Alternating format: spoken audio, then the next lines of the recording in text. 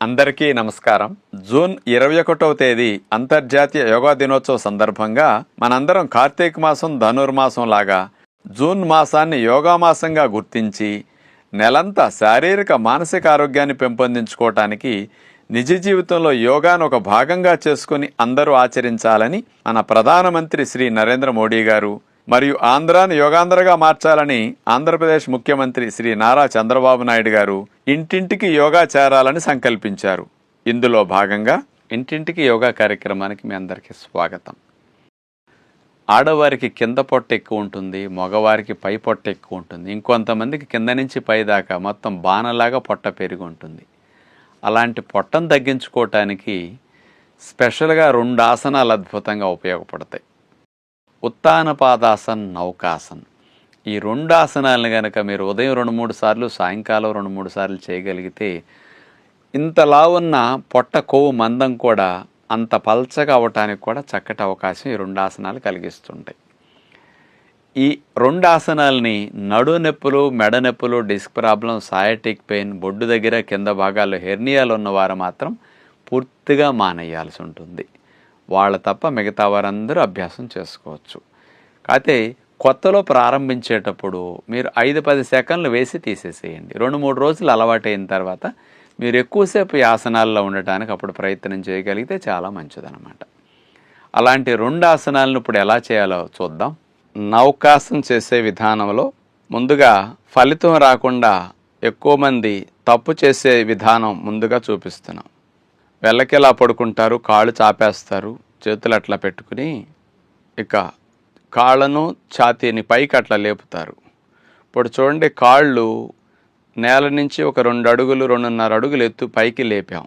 తల ఛాతీ కూడా ఎక్కువ ఎత్తు లేచిపోయింది.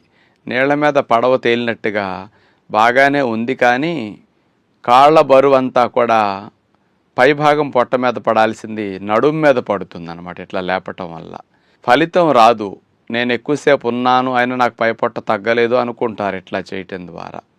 కాబట్టి అంతెత్తు కాళ్ళు, అంతెత్తు తల ఛాతీ లెగిస్తే పైభాగం పొట్ట తగ్గటం అంత ఆశించిన విధంగా ఉండదన్నమాట.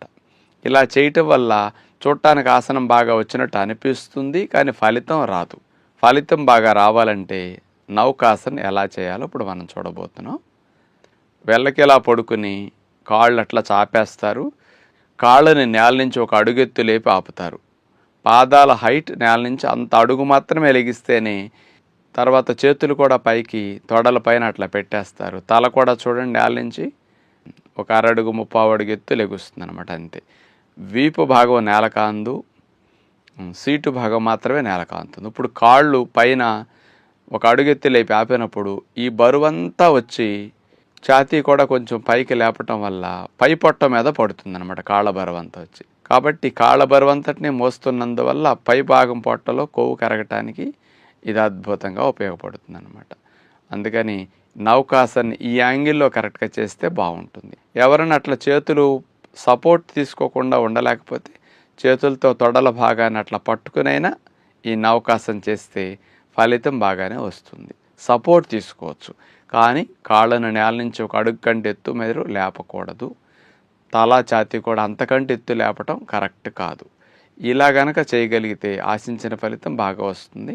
ఒకసారి నౌకాసన చేసిన తర్వాత విశ్రాంతి తీసుకుని మరలా 2వసారి, మరలా 3వసారి కూడా నౌకాసన ఇదే పద్ధతిలో చేయగలిగితే ఎక్కువ ఫలితం వస్తుంది. ఉత్తాన పాదాసన్, ఇది పొత్తి కడుపు తగ్గించడానికి భలే పనికొస్తుంది.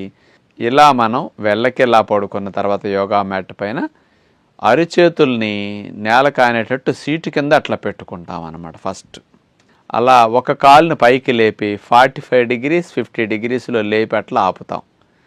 ఒక కాలు నేలకానే ఉంటుంది. ప్రారంభంలో ఇట్లా ప్రాక్టీస్ చేయొచ్చు అండి. ఒక కాలు లేపి అట్లా ఉండగలిగినంతసేపు ఉంటాం. ఇప్పుడు ఈ లేపిన కాలు బరువంతా కూడా పొత్తి కడుపు కండాలు అక్కడ పట్టుంచుకుంటాయి, కాబట్టి ఆ బరువంతటిని ఈ కండరాలు మోస్తుంటాయి. అందుకని ఆ స్ట్రెయిన్ అంతా ఇక్కడ పడుతుంది. కాబట్టి పొత్తి కడుపు భాగాల్లో కొవ్వు కరగటానికి, ఆ భాగం మజిల్స్ అన్ని స్టిఫ్ అవటానికి, లూజ్ అంతా టైట్ అవటానికి ఉపయోగం ఉంటుందన్నమాట. ఇలా ఒక కాలు పైకి లేపి ఆపి ఉత్తాన పాదాసన చేసిన తర్వాత ఈ కాలు కింద పెట్టేసి రిలాక్స్ అవుతాం.